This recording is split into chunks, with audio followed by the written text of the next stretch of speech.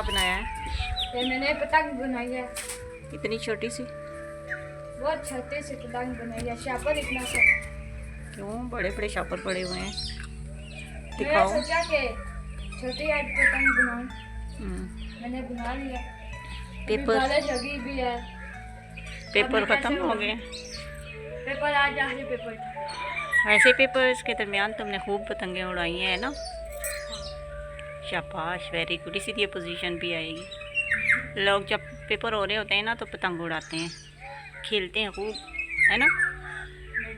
हाँ, दिखाओ कैसे बनाई है। दूसरी साइड से करो, उड़ेगी।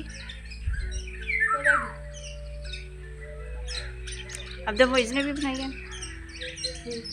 दिखाओ दमोइज।